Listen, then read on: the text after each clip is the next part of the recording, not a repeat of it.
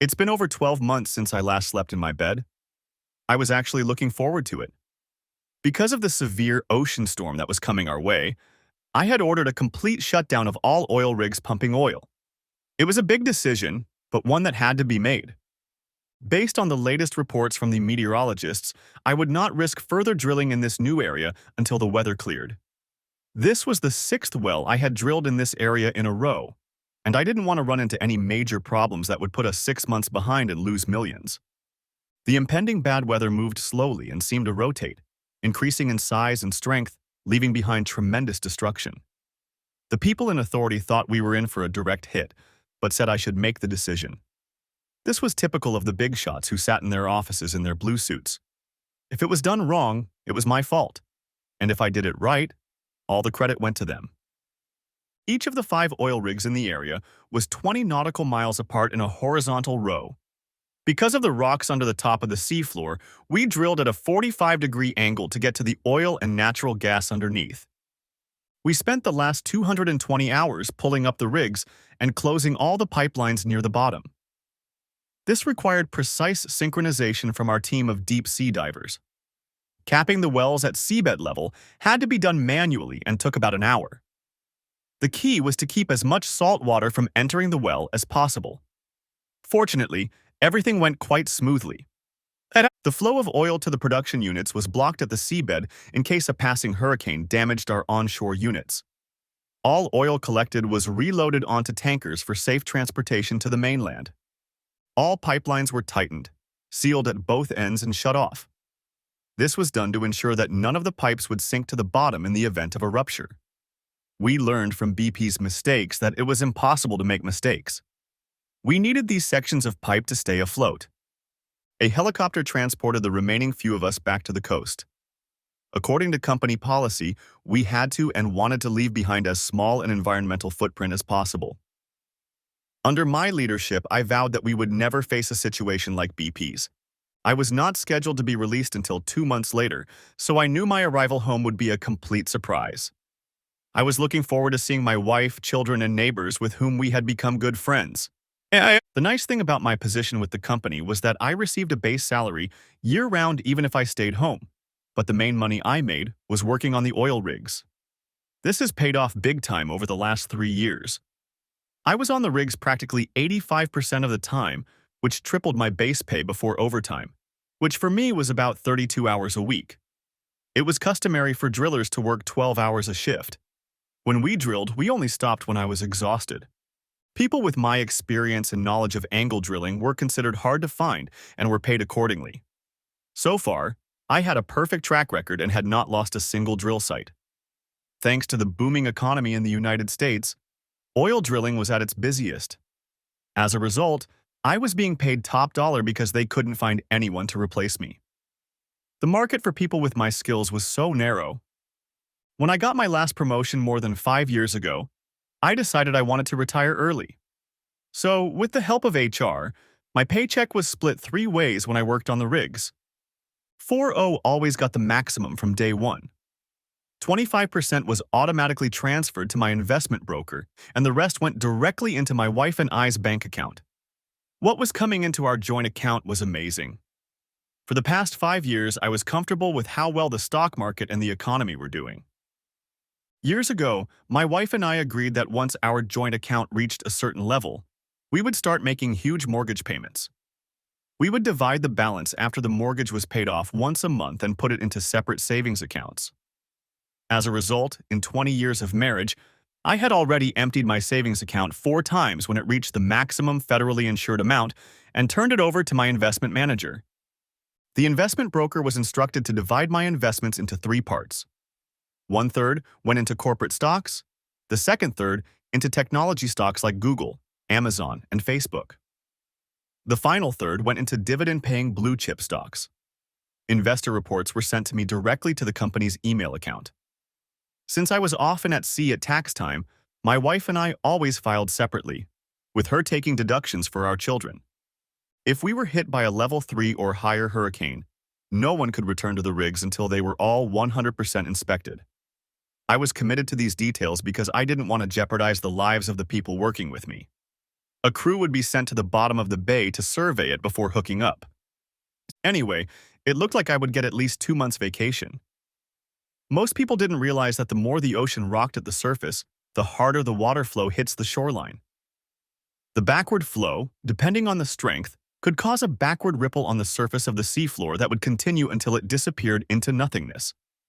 Given the slow movement of the hurricane, the longer it lingered over our neighborhoods, the more expensive it would be to rebuild. So I kept an eye on the weather over the next few days to get an idea of how long I would be gone.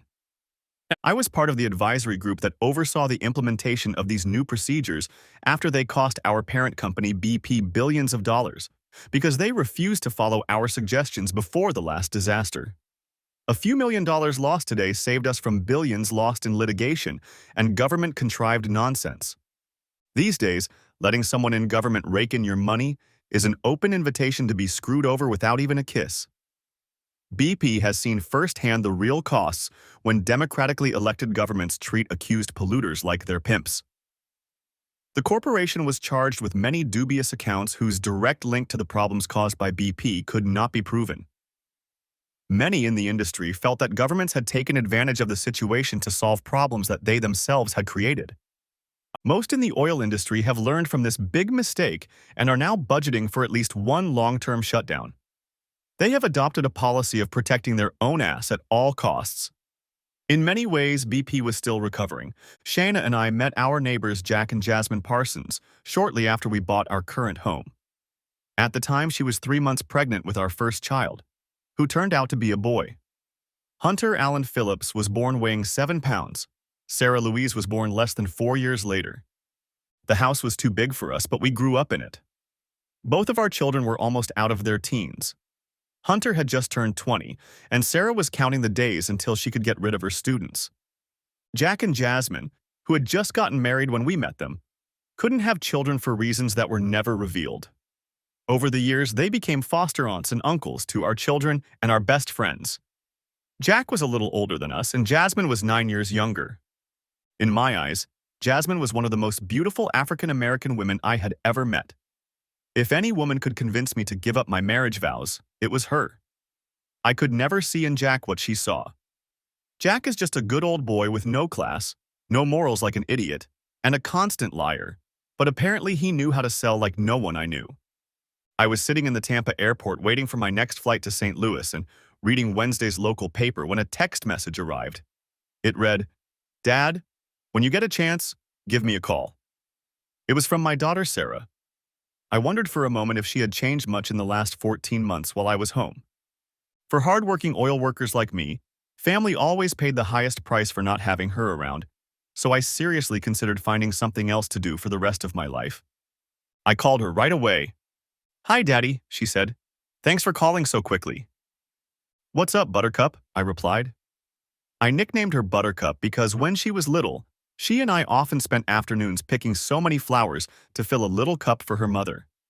It meant a lot to the two of us, but her mother would thank her and forget about it. I kept them in the water and took the dead ones out daily until it was time to do it again. "I don't know where to start, Dad," Sarah admitted honestly. "How about the bare facts?" I said, deciding it wasn't serious. "Okay, let's get started," she said. "Hunter's in the hospital. They're operating on him. They're repairing his bullet-riddled shoulder. Uncle Jack is in jail on attempted murder charges. Aunt Jasmine finally gave birth and is 3 months pregnant." "Are you kidding?" I said. "That sounds unbelievable." "Well, you said you wanted the bare facts," Sarah said. "Those are what I've provided you with. The rest I think I need to explain to you before you talk to your mom." "What makes you think that, Buttercup?" I asked seriously. "The whole situation is complicated, and it's not as simple as it seems," Sarah said without going into detail. "You've always taught us that there are always two sides to a story, and that we have to find out what the facts really are before we decide what to believe." Sarah said it well. "I've said many times over the years that I've listened to your side of the story from your point of view, and now I need to find out what the facts are before I make any decisions." "Mom will tell you what she wants you to hear and possibly believe," Sarah said. "To do that, she will omit some facts she doesn't want you to ever know.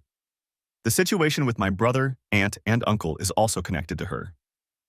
"Okay, Buttercup. I'll get on a plane to St. Louis right now, and I'll take the first flight back to the Cape in the morning, I said. You'll skip school tomorrow, and when you get there, I'll catch a cab home. Your mom will have left for work by then. You're coming home, that's great. Mom's in New York, Sarah said. Macy's has gathered all the store managers in this region at headquarters for a big meeting to increase sales and reduce overall inventory levels in an effort to cut operating costs. This region continues to be one of the few that is still generating good profits. Senior management is trying to figure out what they are doing differently that makes this region successful. Has she been briefed on this? I asked. No, I'm still in the hospital waiting to hear back from the doctor, Sarah explained. I'm calling you because I figured you should be the first to know. I really didn't want to get her involved until we talked. Let someone in accounting know. I'll be there with our medical records first thing in the morning, I said. Thank you, Buttercup, for writing me. Love you. See you in the morning. Saying goodbye, I prepared to go through security and head to the waiting area. It gave me time to think about the four of us and our relationship with each other over the years. I had spent our entire married life working on the drilling rigs, starting as a loader and working my way up through the ranks. Out of boredom while at sea, I got serious and tried to get every degree possible in my chosen field. Thus began my journey to what I do today. I thought back to the day I met Shauna. She had stopped at Walmart to buy a few things and was driving too fast. She didn't notice the black ice, didn't slow down in time, and crashed into a piece of junk I was driving at the time. She got out of the car all flustered and scared because she was driving her dad's car. Her bumper was still intact, and for my little truck, 1 or 2 scratches didn't matter. After parking the car, we went into the Subway restaurant inside Wally World, and she bought me a 6-inch sub and coffee for being a good sport. Shayna, taking off her winter coat, caught my eye. She was trim, with the curves that most men want. She was one of the few women I could easily spend hours with, not just because she looked good, but because her personality shone brightly. Admittedly, she was the one who made me think seriously about life. Before that, I was just a good old boy enjoying life and taking advantage of all the opportunities women gave me. I loved to party, be with the crowd, and would come back to the rig ready to sober up and get clean. Shayna, when I first saw her, realized she wanted to do something with her life. That first weekend we spent together gave me purpose and direction. That same month, I went back to school to better myself. The more we interacted with each other, the more determined I became. I think she had the same impression of me because her parents often said she was a better person because of me. 8 months later, we got engaged. 6 months later, we were married. Shortly after that, I started working offshore on big rigs because the bosses noticed a big change in everything I did. I have Shayna to thank for that. I started earning what was then considered big money. At the time, I didn't yet know what an addiction that paycheck would become. Looking back on that time, I think we forced each other to grow up and be adults. As we went about our lives, I never regretted a thing. Shayna earned a business college degree and began her career as a manager of the women's apparel department at Macy's, earning a base salary and commissions. Retail merchandising was an art to her that few people knew or understood. She excelled at it, and every couple years she had to work in a new department. After she became well established in each department, she was offered the position of junior manager. When the position of the manager of the smallest store became available, she was asked to fill it until someone suitable was found. Little did anyone know that through the training and coaching she did with the staff, the store's sales and reputation would grow. One day, a department manager came in to see her and said the store manager position is yours. 3 years ago, she finally got the store manager position in Cape. It was her third move since becoming store manager.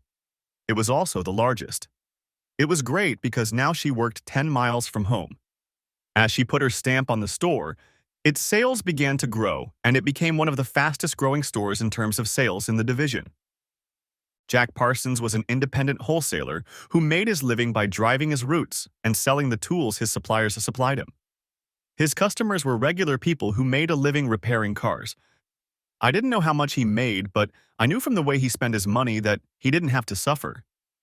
I just didn't understand why our neighborhood wasn't among the ones he served as part of his territory. Jack knew everyone, had a knack for getting things when others couldn't, and always came home with unexpected expensive gifts for his loving wife. He was an enigma to me because he seemed simple and carefree. Another thing I found challenging was that he always paid for everything in cash. He didn't like to use credit or debit cards. The only bank account they had was in the name of his better half. Jasmine had worked at the Southeast Missourian newspaper for many years and was not only a staff reporter, but had worked her way up to assistant editor. She was a very respected person in the community and served on several boards of directors. Her dedication and love made her a star in our community. If you were to look at us together, you would wonder how we could have been friends. Jasmine and Jack were African American. Shauna and I are 6 generations Anglo-American. When the kids were small, whenever we needed time to ourselves, Jasmine would spoil our children. When they would go for walks with her, Jack, if asked, would always say that we adopted them. He liked that because a lot of people fell for his bullshit. He liked it even more when they started calling him Uncle Jack. Our kids growing up were spoiled by them. I felt that my family was blessed by their presence in our lives. So for most of my flight, I was trying to figure out what was going on and what it all meant. All 4 of us have busy lives, so everything we heard didn't make sense to me. However, Sarah made it clear that the relationship between us is what ties everything together. I was facing a 3-hour wait in St. Louis until I could catch my connecting flight home. If you're familiar with the airport in St. Louis, you know how stupid it is. They closed the indoor smoking areas a few years ago just to annoy smokers. The restaurants open at that time of day were just disgusting. If you wanted to smoke, you had to walk out of the airport and back in, going through security again. And there were people sitting right in front of you who were smoking. Now they were saying that it wasn't the tar and nicotine that caused cancer, it was the smoke itself lingering in the air that was causing the problem. The one thing they didn't talk about was that it is all about our genetics. It is our DNA that is causing the problem, not what we are actually doing. I knew that, given the problems faced by those who buy banned foods containing lung-damaging oils, the medical community would soon begin to insist that those who cook with pure or synthetic oil start using masks to cover their nose and mouth while cooking because of the danger of inhaling oil into their lungs.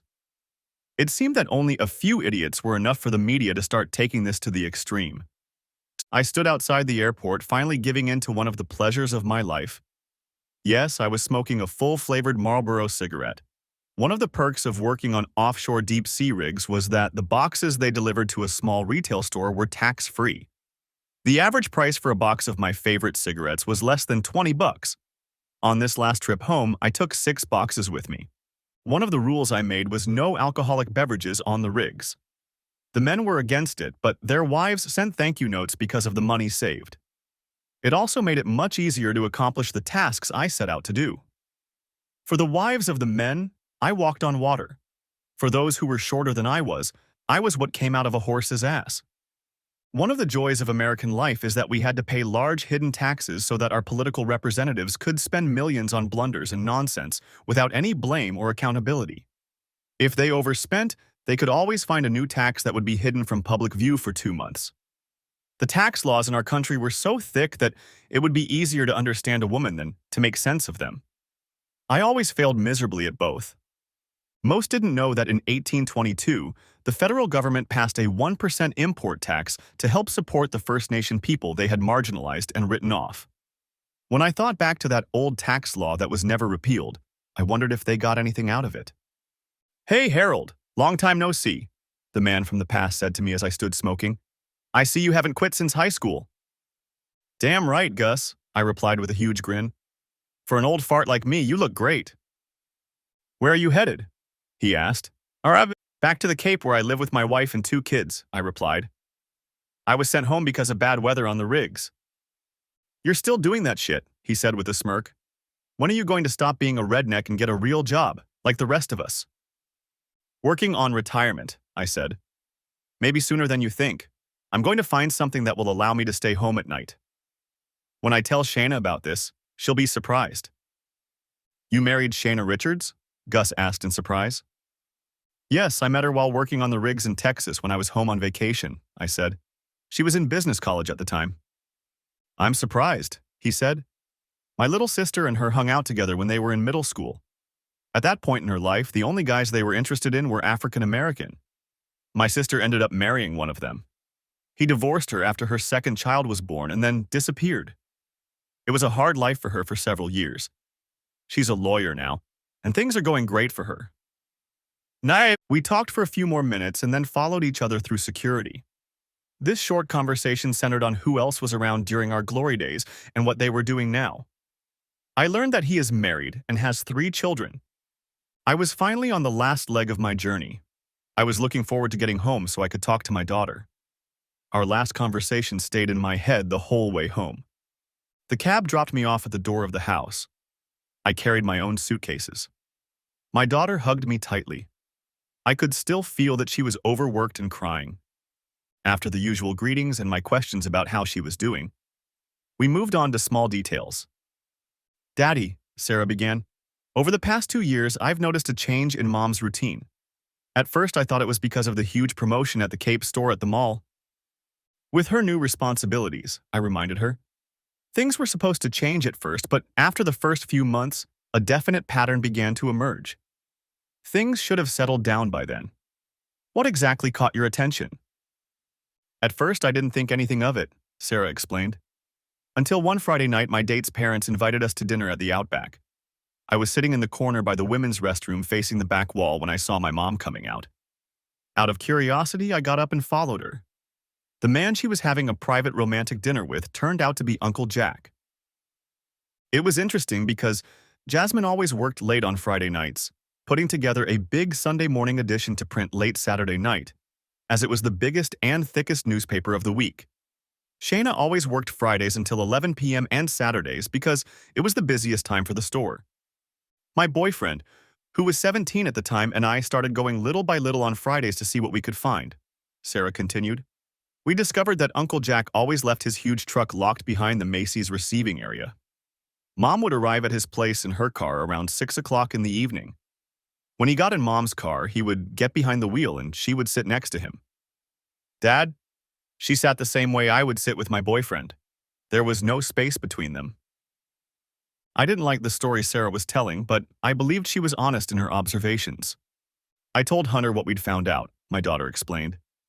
"He told me to leave it in his hands while he and a few friends looked into it. While working as an apprentice at the Ford dealership, he met many people. He soon learned that Uncle Jack rented a small apartment and went there every Wednesday afternoon and Friday night with his mistress. It was he who broke the news to Aunt Jasmine."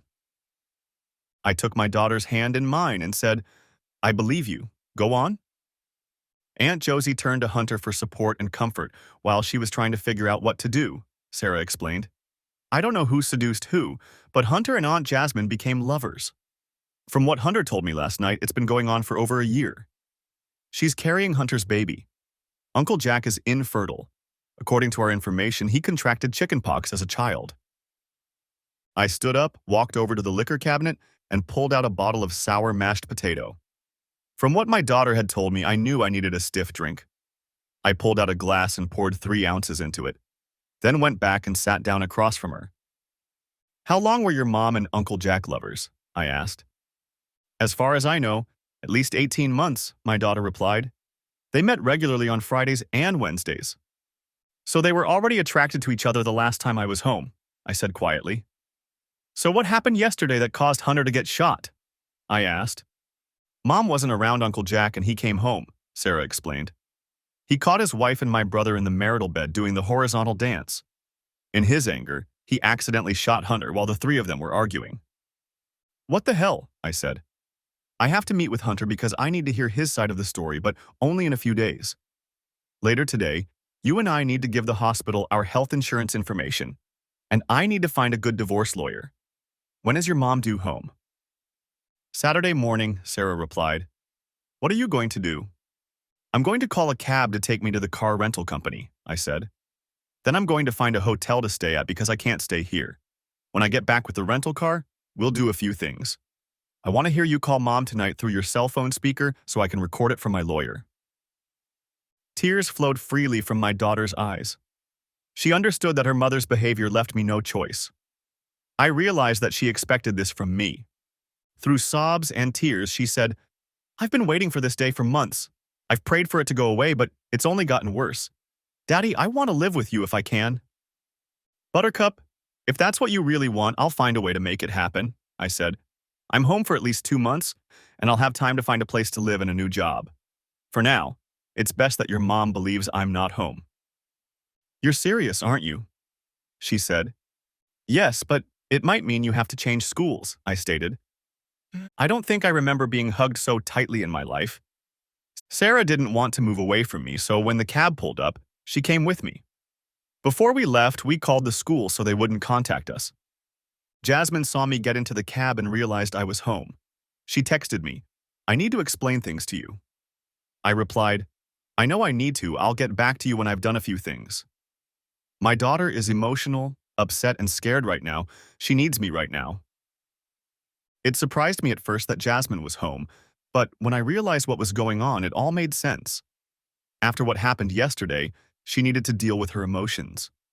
I chose a small import car because I knew there was no way my wife would believe I could drive crap like that. I've been a Ford owner all my life. We left the Cape and drove to Marble Hill, where I rented a room for a week in a cheap motel. I chose that neighborhood because it was far enough away that no one would look for me there. After checking into the room, we went to Southeast Hospital to present our insurance cards and sign the forms. After that, we went to lunch. Hunter called his sister and they talked for a while. We found out that Jasmine was with him and that he knew I was home. I heard my daughter tell him to keep that fact to himself for now. Sarah said that tonight we would tell his mother what was going on. After lunch, the first thing we did was go to the real estate office. I wanted to see what businesses were for sale in the area. Surprisingly, I didn't like what was on offer. Nevertheless, I asked the broker to keep my eyes open. I made arrangements to look at a few homes on Friday. I asked the broker to focus on the ones that were ready to move in. When I got home, I called my superiors to report what was happening. I felt that I owed them a debt of gratitude and that they had a right to know that after more than 20 years with their organization, there was a possibility that I might have to quit.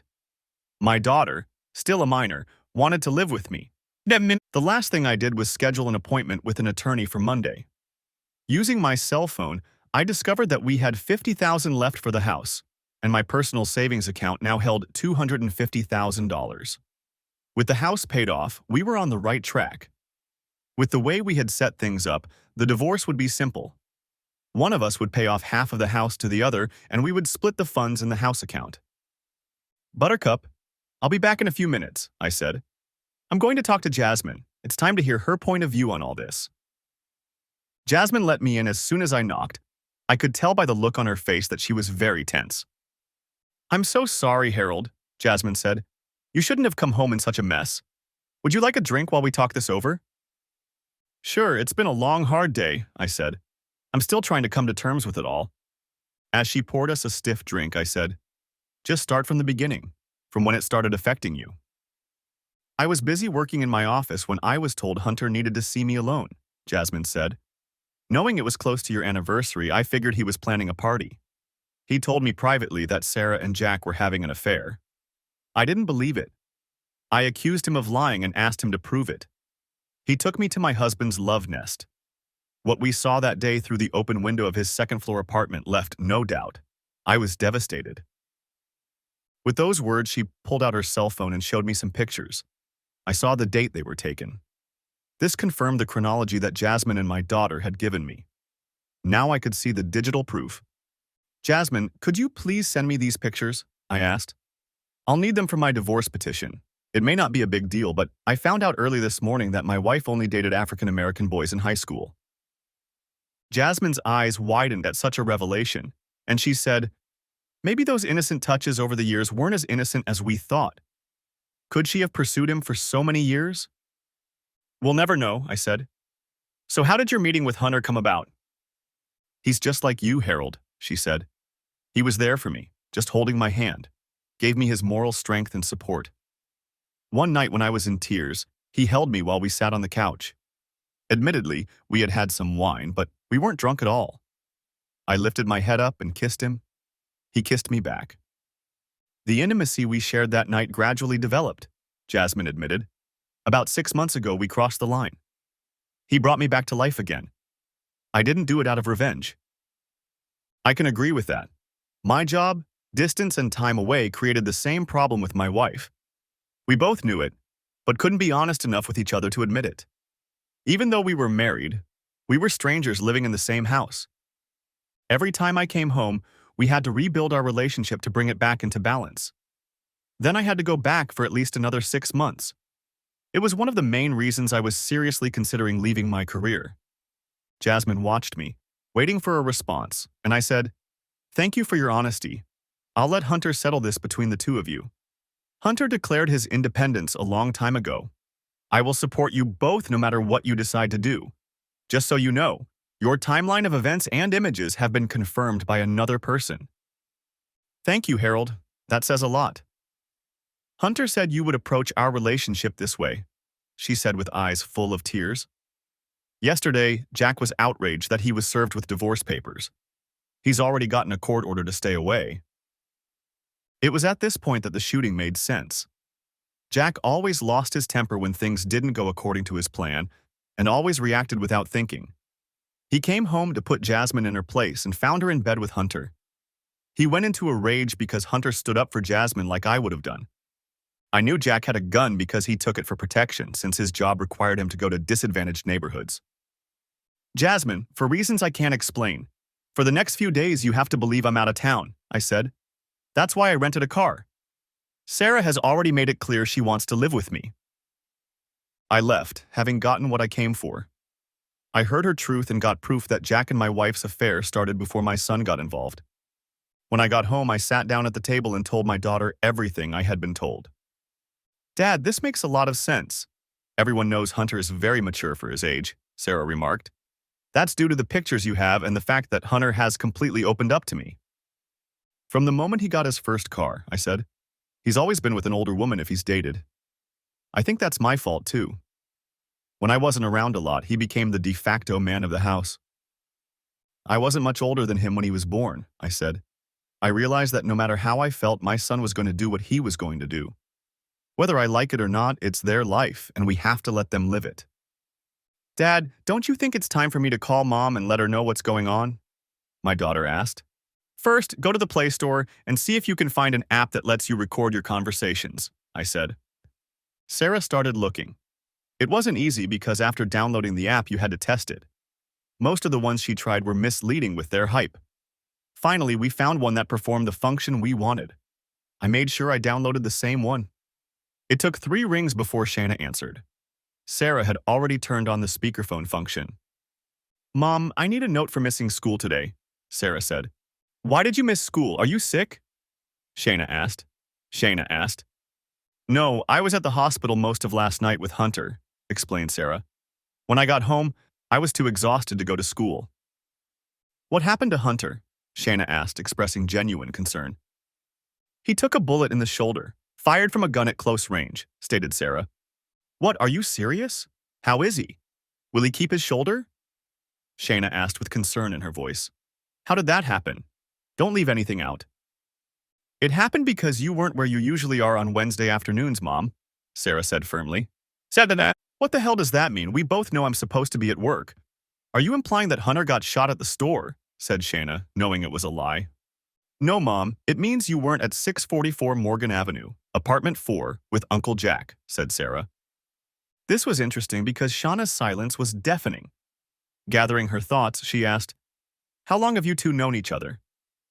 "Pretty much since the beginning.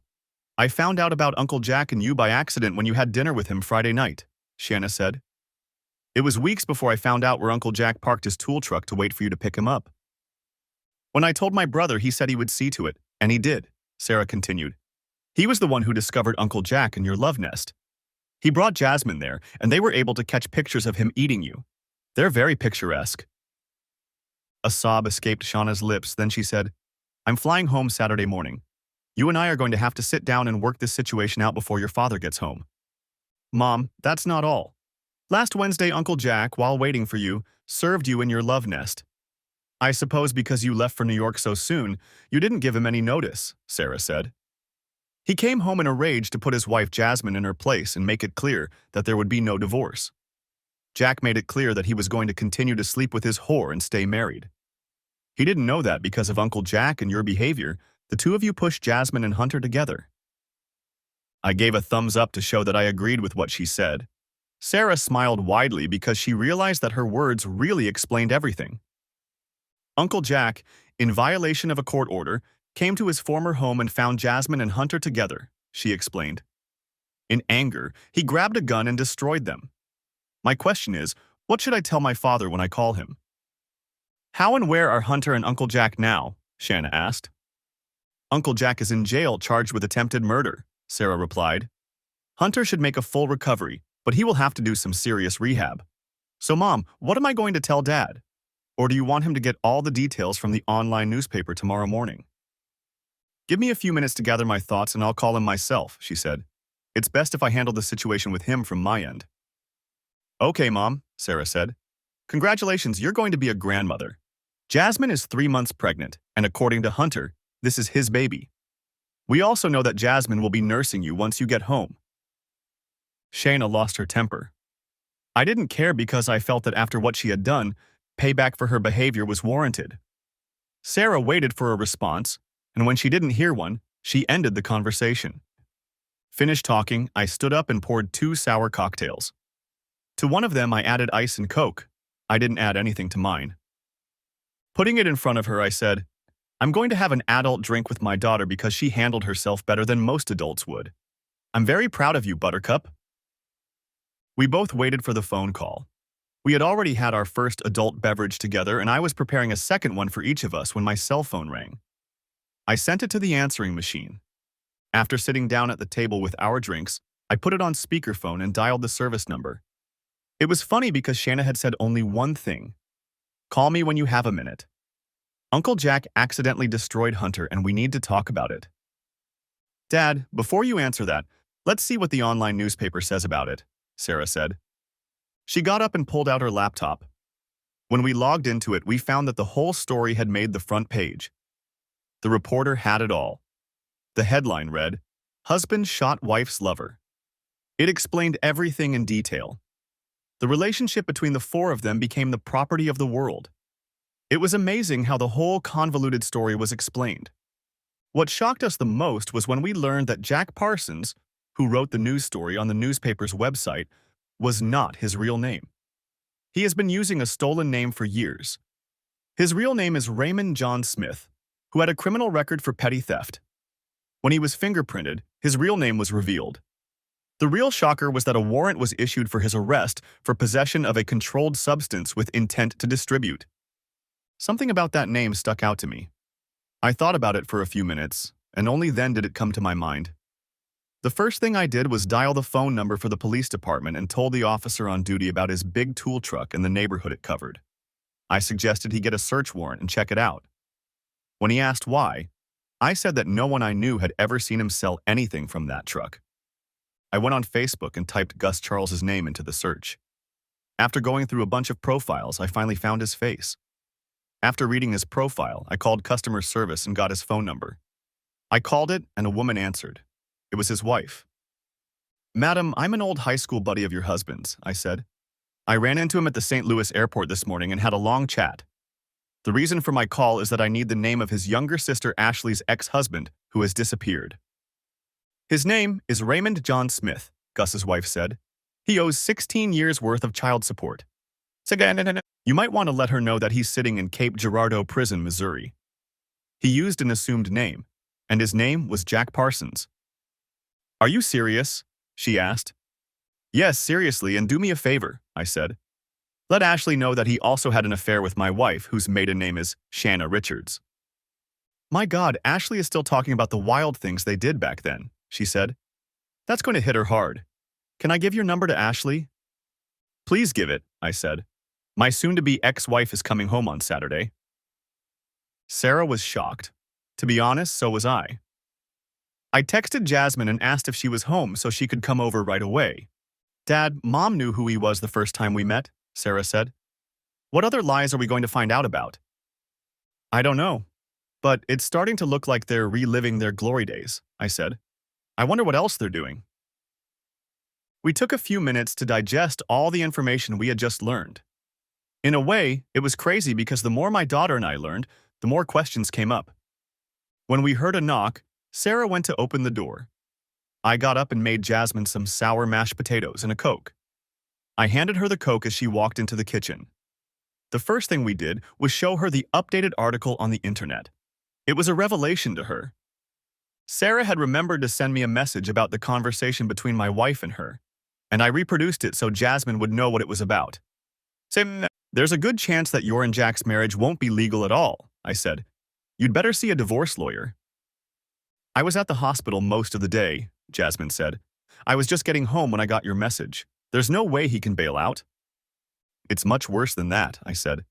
He has 2 kids, a daughter and a son, now grown. His ex-wife was Shayna's best friend in high school. The look of shock on Jasmine's face my daughter and I will remember for the rest of our lives. They knew about it from the first day we met him, Jasmine said, crying. If he had children, why didn't I get pregnant before this?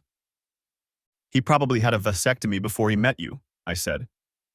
That's the only thing that makes sense. I was quiet for a bit while both ladies discussed what they knew so far. I tried to figure out what else was going on.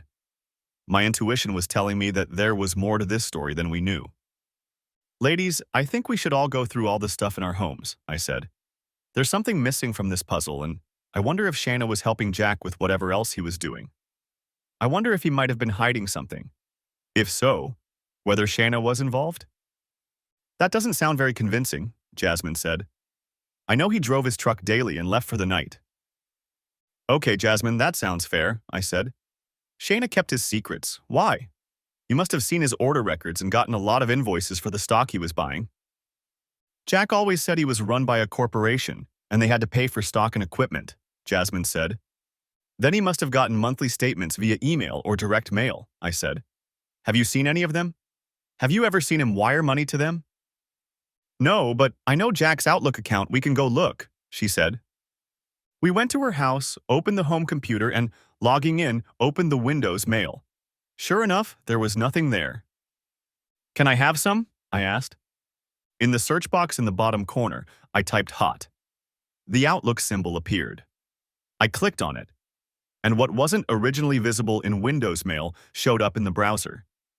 Jack had 4 unknown email accounts linked into one. It became clear to us all that he was hiding something. Jasmine, first thing in the morning, call the police station and give them the information about Jack's email access, I said. I'm going to go home and go through the whole house to see if I can find any money. I want to make sure our house hasn't been used for anything. I'm going to do the same thing. What will I do if I find anything? Jasmine asked. Call me. I'll come over and we'll discuss what to do. I'm going to comb our house with extra care, I said. Obviously, we need to protect our asses. Dad, do you really think Mom is going to let Jack store stuff in our house? Sarah asked. Based on their relationship, I can't assume she won't allow it anymore, I said. First, look in places you don't normally go in unless it's for something quiet. Sarah and I headed home. I got the flashlight out and made sure it was working.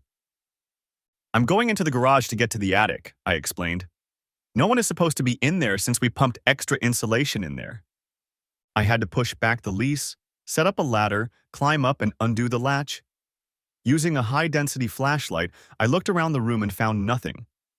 I turned around on the ladder to look behind me and reached up to grab onto something to support myself. At that moment, I felt something. I climbed down, turned the ladder around, and climbed back up. There were 5 huge garbage bags in a row, the kind I took out to the driveway once a week. When Sarah heard the first bag hit the floor, she came running. Get it out of the way, I asked. I have 4 more bags just like it. When the second packet hit the floor, it split open. Wads of $20 bills spilled out of it. When all 5 bills were on the garage floor, I noticed another flat bag lying off to the side. I picked it up and started down the stairs, remembering to lock the entrance to the attic. Sarah, run down to Jasmine and tell her what we found while I check these bags, I asked. It took about 5 minutes before they returned. All 5 bags were a quarter full of wads of money. The 6th bag contained Jack's ledger. Harold, can you come over to my place and check the apartment? Jasmine asked. Right after I call the police, I replied. I called the police and they said they would send a patrol car. Jasmine, Sarah, and I went to her place, bringing Jack's ledger with us. After looking through her attic, I found a small chest of illegal substances. I put the ledger in there. I called the police again and asked them to send a detective with a patrol car. It took over 3 hours before the police took possession of the money. We had to explain everything from the time of the shooting until today. When the detective left, he said they would take my wife into custody for questioning when she returned to the Cape on Saturday. We can't connect the money to anything right now, the detective said. They'll be counted, recorded, and locked up. We'll record them as voluntarily surrendered by your Mr. Phillips as found money. Thank you, officer, I said. What about the illegal substances we found in my neighbor's house? Because Jack Parson lived there, he said, and his wife turned in the banned substances with your help, she won't be charged, but he will be. Savannah, will you be back tomorrow with a search warrant for either of us?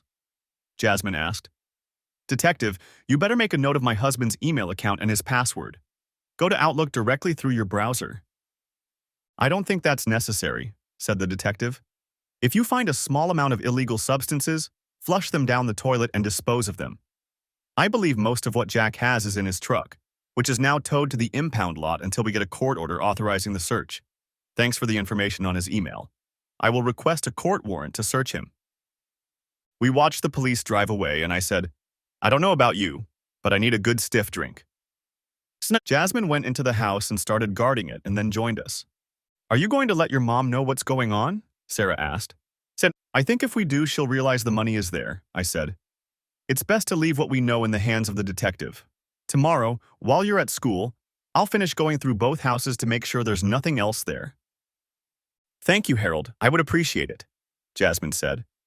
Jasmine, I need you to follow me to the car rental company tomorrow, I said.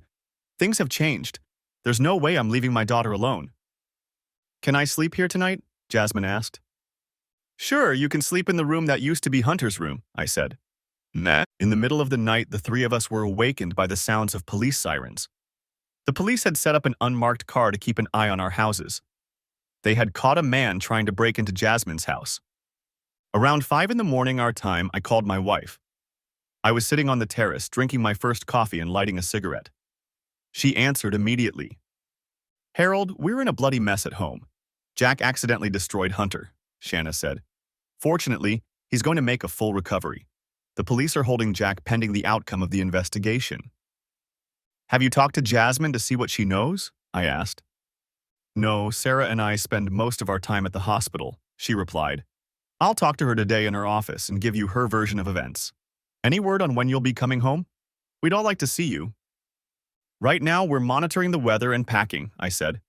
If evacuation orders come in, I may be home sooner than you think. It took her a few seconds to respond. Are you serious? I replied, check the weather reports. We have a hurricane coming in. We may get an evacuation order in a few hours. If that happens, I'm going home. Yeah, promise me you'll call me so I can make sure everything is ready for you at home, if that happens, Shanna asked. Okay, I said, I'll talk to you later. Bye. From that brief conversation, I realized that she couldn't admit the truth and never would. It also told me that any feelings she had left for me were completely dead. I could now proceed with the divorce without any remorse. After taking Sarah to school, Jasmine followed me in the truck so I could return the rental car. Then we returned the hotel keys and picked up my luggage. I suggested that until I got home, she visit Hunter and get a key to his apartment to live there temporarily. The real estate broker and I looked at 4 houses, all of which were owned, and I said, let's go to the new construction. The first house we looked at had 2 acres of land in a new neighborhood. If I bought it, Sarah wouldn't have to change schools. It had everything I needed as well as an unfinished basement. I made a cash offer right on the spot with a large down payment, below the asking price, and demanded a 5-year warranty on the new house in exchange for closing within 4 days. The real estate broker thought I was being too aggressive. Leaving her, I left the house and bought a new set of door locks. Upon returning home, I texted Jasmine and Sarah to let them know where I was. After that, I started searching the rest of the house. I found a stack of bearer bonds from a local bank in the amount of $10,000 each, payable on demand.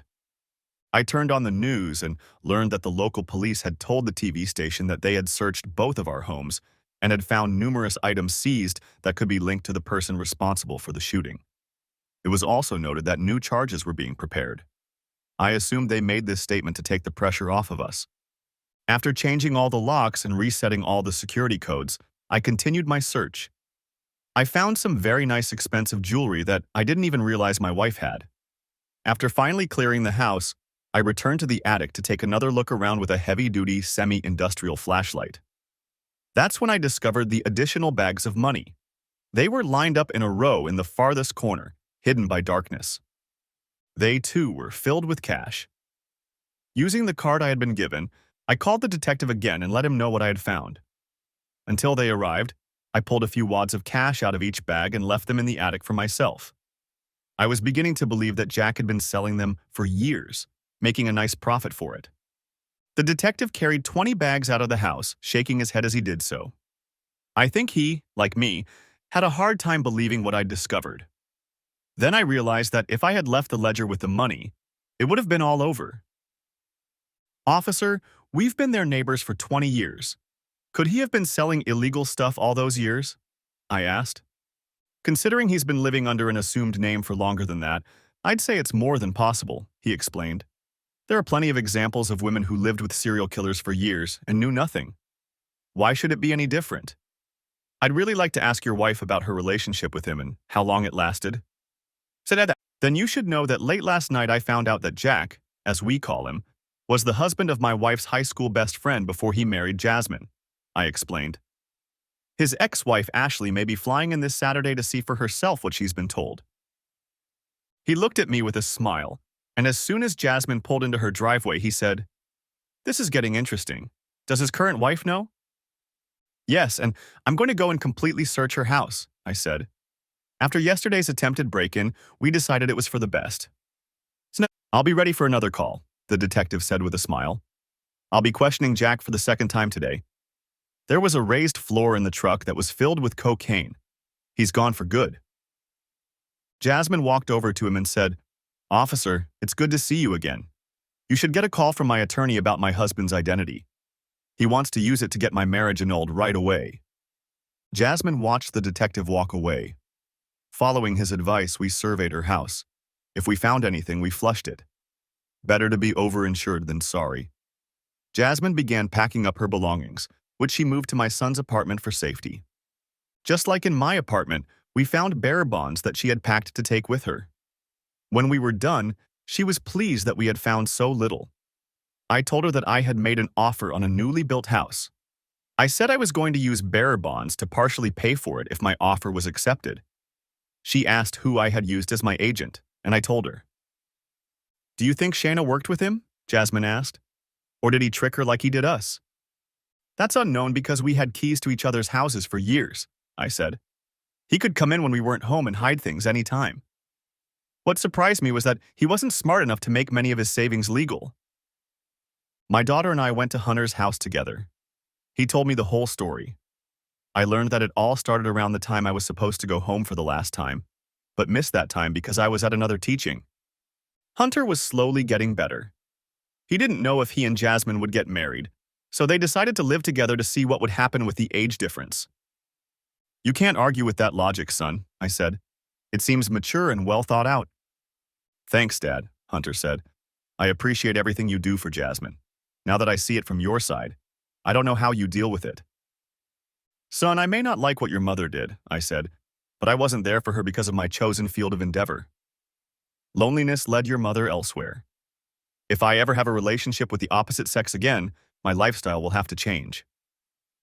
Sarah looked at me and said, "You have no anger or hatred in you, and you don't blame her for what she did." "I want to kill her." "Look, my job came first and I left raising you both up to her," I said. "When you grew up and became independent, she had no one left to give her the attention and love she so desperately needed. I'm sad about what she did, but I can't hate her for it, and I don't judge her for it, even if it ruined our marriage. Besides, she could still have a lot of problems." "Like what kind?" Hunter asked. "If the police can connect her to what your Uncle Jack was doing," I said, "she'll spend a lot of time behind bars too." It never ceases to amaze me that so many people can't see what's right in front of them. The truth I told both of my children made them speechless. Around 9 o'clock on Saturday morning, I received word that my offer to sell the house had been accepted. A half hour later, I was already sitting in the broker's office giving her money for a huge deposit using some bearer bonds I found. When I got the text message, "Can we meet? I'm Gus Ashley's sister." I replied, "Where are you?" She replied, "At the airport." I replied I would be there in 15 minutes. "You got an exceptionally good price for your new home," the broker said. I was surprised he agreed to it. That's why I asked you if he'd sold any more of these houses, I said. There's nothing like a sold sign to get others interested. With those words, I headed for the airport. As soon as I walked through the door, I saw her. I knew it had to be her because the small airport was empty as the plane had just taken off, heading back to St. Louis with the passengers it had just picked up. Ashley was a very pleasant-looking woman. Her brown hair was styled in a way that emphasized the softness of her face. She had an attractive figure that didn't need to be emphasized with clothes that hid some of her facial features. A feminine outfit of blue jeans showed off her unassuming appearance. My first impression of her was that she was a woman who was comfortable just being. She approached me and said, "You really haven't changed much from the pictures Gus uploaded and sent me. Nice to meet you, Mr. Phillips." "Call me Harold, please," I said, extending my hand to her. We walked into the airport restaurant and sat down at a table. I offered to buy her an early lunch and she agreed. For the first while, we just sat and talked, getting to know each other. She noticed that I wasn't wearing a ring. I told her I never wore it when I was on the rigs, and after learning from my daughter about my wife's infidelity, I saw no reason to wear it again. I found out that after the divorce, she went back to her maiden name. We were just having lunch when the last morning plane from St. Louis arrived. Ashley and I sat by the window, which allowed us to watch the unloading passengers go through the gate. It also offered an unrestricted view of the open space of the small airport. The waitress was just filling our cups of coffee when I spotted Shanna walking through the gate. I raised my hand and waved. Ashley turned around to see who I was waving to. Shanna saw the two of us. She froze in shock, her face going white. I knew she hadn't read the local paper online, so she had no idea what was really going on. As she adjusted to her new reality, we watched as the detective approached her and introduced himself, showing his badge. We watched as he accompanied her to retrieve her luggage. "She didn't know you were in town, did she?" Ashley asked. "No, we deliberately kept that fact from her," I said. Everything she planned to do to settle the matter was thrown out the window. Now she's going to find out about the cash and ledgers that were found at Jasmine's house and my house. "May I have the privilege of handling your divorce case?" Ashley asked. "It would be fun to deal with her. The fact that my ex and her are together has raised a lot of questions about everything we did together back in the day." "And the office will let you fly back and forth while you handle the case?" I asked. "I run my own divorce firm out of my house," Ashley said. "Besides, I'll still be here to deal with my ex." I must have smiled because she said, "I think we have a deal. If you have a printer, we can write everything up today." We took her luggage and put it in the back of my truck. I told her that her ex-husband was in the county jail in Jackson. She said she would like to talk to him, so I drove her there and waited for her to go inside. It took about an hour before she came out. "He was shocked to see me," Ashley recounts. "He asked how I found him, and I said thanks to you. I then told him that the police had searched his house and taken all the money they found. I told him they had found the book Sarah had kept. His face turned white. I looked at her and smiled even wider than before. Grabbing my cell phone, I called the detective. He answered on the first ring. I told him what and how I had been able to find out. He informed me that he would do a comparative handwriting analysis to see if she was involved with illegal substances, but not cash, because the ledger had a list of their contacts, who they supplied and bought from. "So my soon-to-be ex may have been in the loop all along," I said. "That will make the divorce easier. She'll need her share to pay the legal bills." "Yes, that's right. We're charging her as an accessory today," the detective said. "That means she won't make bail until Monday." With those words, we headed to my house to start drafting the divorce petition. On the way, I explained how our finances had been handled for most of our married life. "Smart move on your part," Ashley said. "By separating the savings accounts, we'll be able to argue that they weren't contributed to the marriage." We sat down at the table as soon as we got home, and she started working on the divorce petition while I made coffee. I emailed her the pictures Jasmine had provided me. I told her I didn't want to take the house because of what had happened. Ashley asked if Shanna had enough money to buy me out. I replied that based on the way we divided the household funds, she should have enough. It took about 2 more hours before we were ready to print. After letting her know the access code, I went and turned on the printer. Just as we were sorting through the copies and preparing them for filing in the district court on Monday, my daughter returned from a walk with her friends. There was an immediate attraction between them.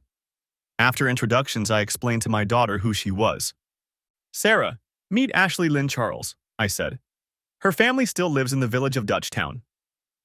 Ashley is my daughter, Sarah, I said. She'll be moving into my new house with me next week as soon as we buy the furniture. Sarah's eyes grew huge with excitement and she jumped into my arms, hugged me tightly and asked, "What did you buy?" A newly built 3-bedroom house with an open floor plan, a 2-bay garage, an unfinished basement, and an elevated terrace. There's only one problem. What is it, Dad? Sarah asked. It's not landscaped, I said. So I'll be looking at the price of the pool after the deal closes on Monday. Her eyes lit up. Sarah had wanted a pool for a long time, and I hadn't because I didn't want to ruin the landscaping that had already been done. As dinner time was approaching, I asked them where they wanted to go. They both chose the Ruby Tuesday restaurant because of the huge salad bar. After dinner, we took her to the car rental company so she could get a car. Sarah asked Ashley if she wanted to come with us on Sunday to look at furniture. Ashley replied that she would love to, so we did. On Monday, I sat in the courtroom and watched the judge file charges against the man known to me as Jack Parsons and my wife. Jack was denied bail. Bail for my wife was set at $500,000, meaning she had to post 10%. Ashley filed papers on my behalf and then filed a lawsuit against my ex-husband for alimony. When Ashley returned to me, she took my hand in hers. I knew Jack and Shanna must have noticed this. We walked out together, leaving them alone with their thoughts. Earlier that day, I had handed over the remainder of the bearer bonds needed to finalize the purchase of the house. Ashley filed the divorce papers and paid the legal fees. At 4 o'clock in the afternoon, I went to finalize the purchase of my new home. I had just left the land title office with the executed transfer and the interest from the bearer bonds in the form of a check in hand when Ashley called. She found the letter in the rental car that was parked outside her parents' house. It was a demand letter. They were holding my daughter Sarah and demanding everything I had, but they didn't want to turn it over to the police. My response was to come in the same form they sent it. I asked Ashley to tell them I would meet them at Trail of Tears State Park at midnight tonight. I gave the geologic code of the place where I wanted to meet them. Walking home, I did some thinking. I took some small propane tanks and attached one of them to a handheld welder. After putting it in the truck, I pulled out an old tent I hadn't used in years and threw it in there along with the crossbow. Soon the tent was set up. I stayed in it for the night. Taking a sports bag with the necessary tools, I set off into the darkness. I chose a spot along the mighty Mississippi on the edge of a sheer cliff. Years ago, state authorities had railed it, turning it into a vantage point of the river. From this spot, stepping away from the edge, you could walk straight down to the river.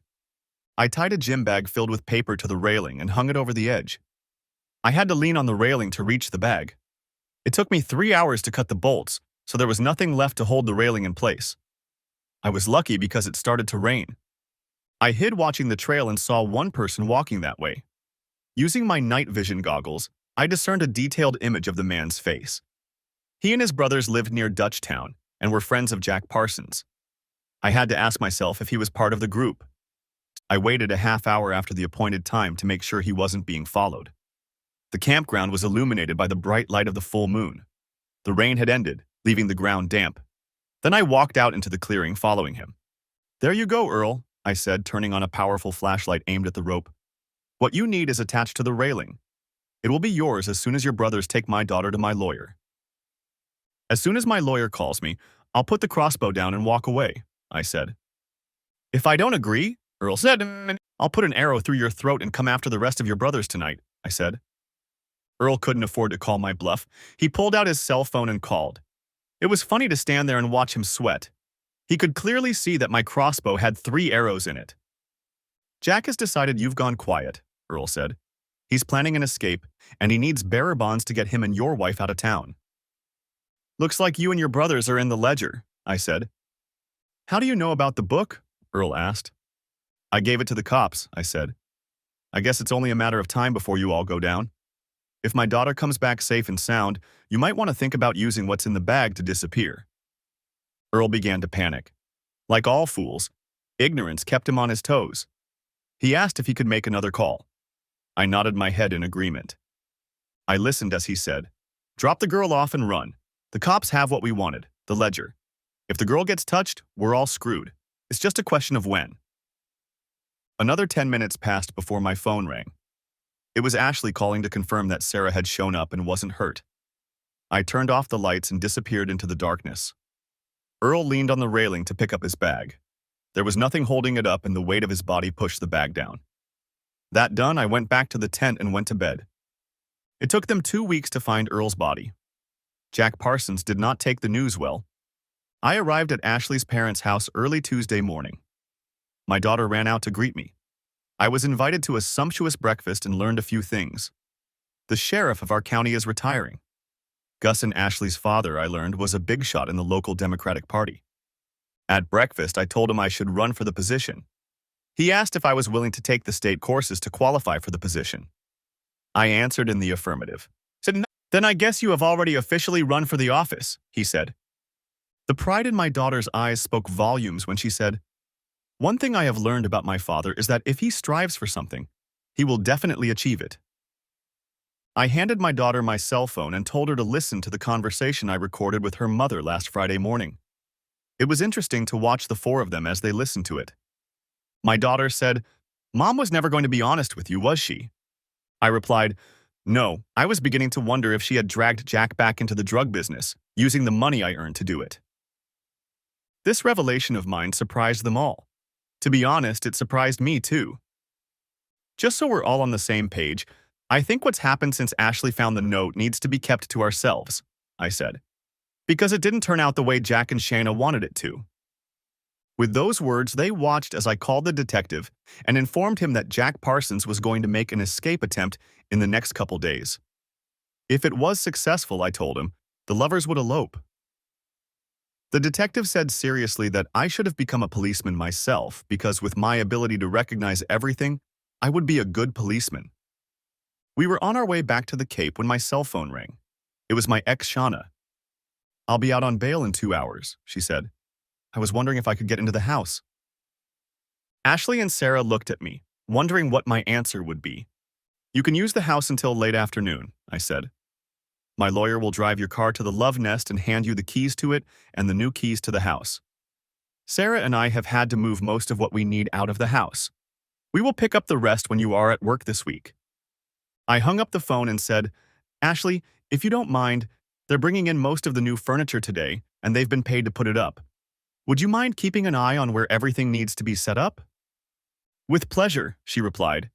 "If I remember, the appliance dealer will be there by 10, and the 3 furniture companies will be there sometime after that."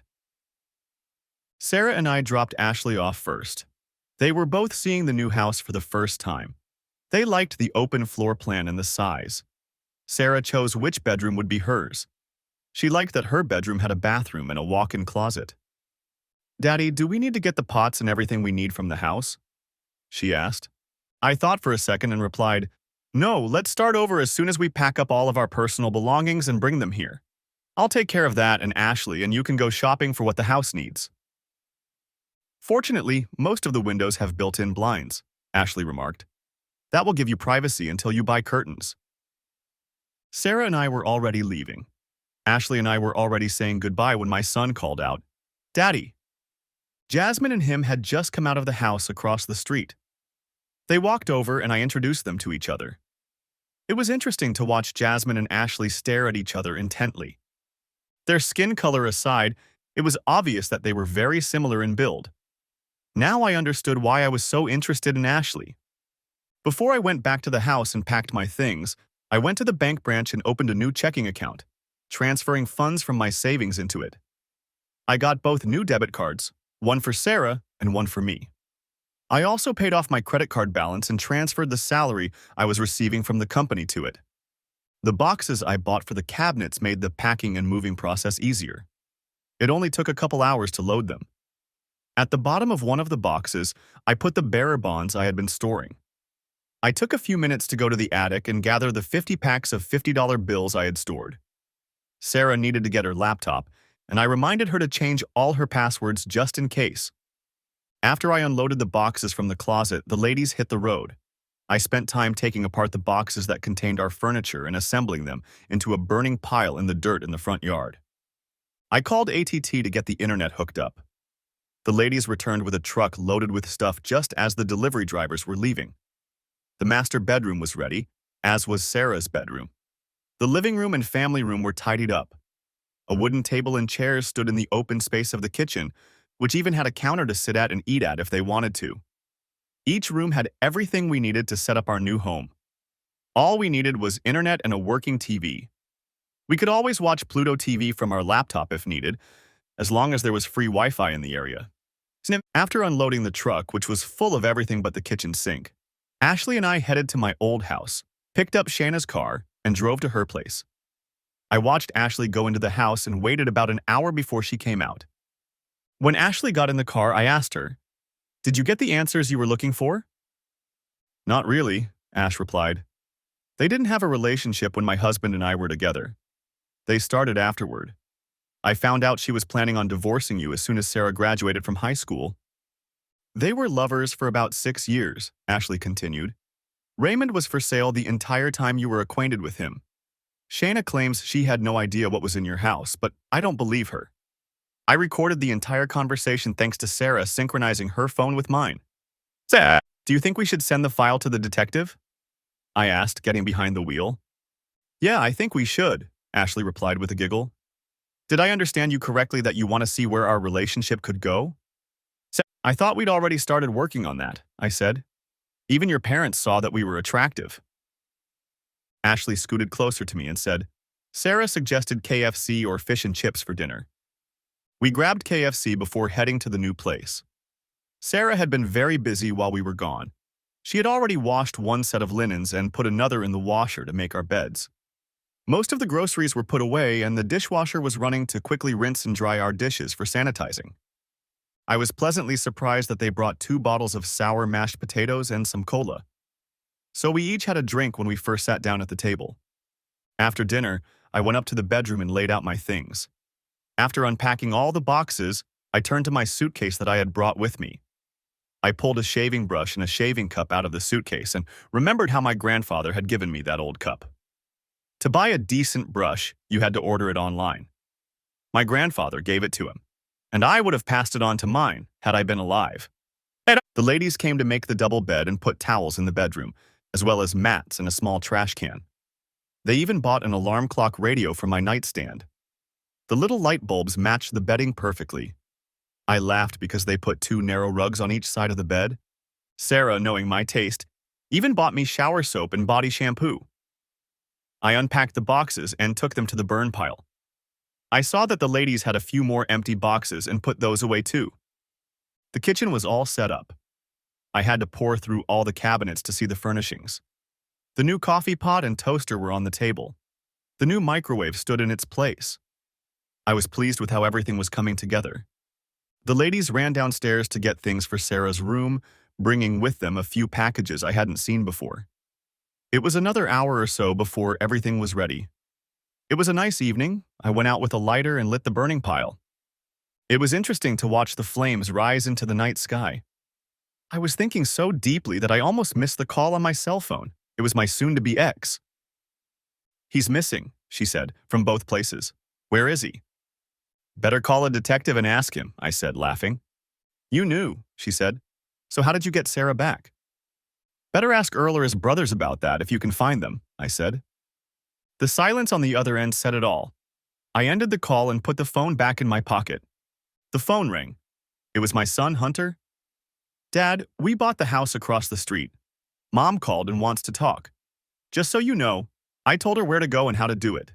She wasn't impressed, so expect her to blame you for that too." We talked for a few more minutes. He had a few questions about the future of Jasmine and Ashley's relationship. I said that we needed to emphasize that they were both used by him and let them work it out between themselves. After taking a smoke break, I decided that the fire had gotten hot enough for me to leave since most of the cardboard had burned. I walked back to my new home and heard the washing machine running. Sarah came over to me and said goodnight. "I'll lock the door when I go to take Ashley home," I said. You should have seen the look on my daughter's face because it left me completely bewildered. Ashley came down the stairs wearing a new nightgown and a homemade robe. That's when I said I'd better go shave and shower. It was her clothes that were in the washing machine. Now I knew why my daughter had that look in her eyes. I was awakened by a knock on the door. My daughter needed to be taken to school. I got dressed and met her at the front door. Sarah smiled broadly. "Saya, Daddy, you haven't looked this happy in a long time," she said. "I'm happy for you." I dropped her off, telling her I'd be back to pick her up. It was nice to get home and relax. For the first time since I left the rig, I had nothing to do but cuddle with Ashley, which, believe me, I did quite a bit. AT showed up around lunchtime and set up the internet. Ashley's father and mother showed up around 1 p.m. with Ashley's rental car and clothes. Shortly after that, a photographer showed up to take my professional pictures for the sign. George Charles decided that by the end of the week they would collect signatures to register my candidacy. I gave him $5,000 in cash for my campaign. Ashley took her mom on a tour of the new house. Glenda liked what Ashley had started to do with the house to make it her own. I realized from their conversation that she was already applying her style when she helped us pick out furniture.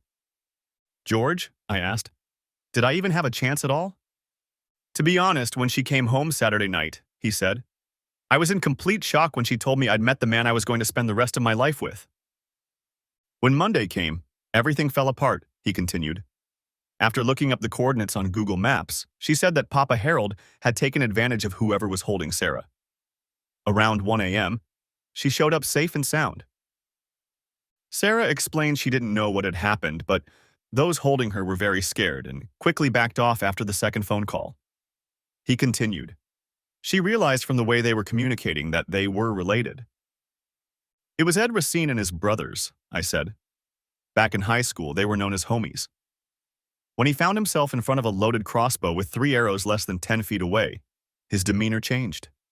I gave him one chance, free himself or die." He pondered for a while. Then, to put pressure on him, I said, "Call your brothers and tell them I'm coming." I can say with certainty that he was still alive when I left him. "What about now?" George asked. "Time will tell," I answered. "Who knows what the future will bring?" A smile appeared on Ashley's father's face as he said, "Welcome to the family of your old schoolmate Harold. I would be proud to have a grandson by you." From that statement, I knew everything I needed to know about the man who sat at the table across from me. He was as old school as I was. Each of us was like the James brothers who had become bigger than we were in life. We did what was necessary in our lives. We were as tough as the red dirt of Missouri. It's been 6 months since I've been home. We all watched the results broadcast on the local channel. My parents, Ashley's parents, Jasmine and Hunter, who had just gotten married, took turns holding my newborn grandson and the 3 of us. Shayna and the man we knew as Jack were sentenced to life in prison without parole. My divorce was finalized. My former employer, using the stock I owned and the company's pension fund, had secured an early retirement for me. I would die and they would be left owing money for my inheritance. George was ecstatic because I was quite comfortably in the lead. 3 days earlier, the police department had returned the money they had found to me. Accompanied by them, I deposited over $6 million in the bank. Sarah had gotten her pool. Ashley now had 4 employees working in the basement of our house, and her new establishment was becoming quite successful. I walked over and knelt in front of Ashley before we joined our supporters at the election celebration and said, "Will you marry me?" When she said yes, I slipped the ring on her finger. At that same moment, the news announced that I was the winner. George was as proud as a peacock in full bloom, not only because we were officially engaged, but because there was a new sheriff in town. Thanks for watching. Hope you enjoyed. Subscribe to my channel and watch for the next video.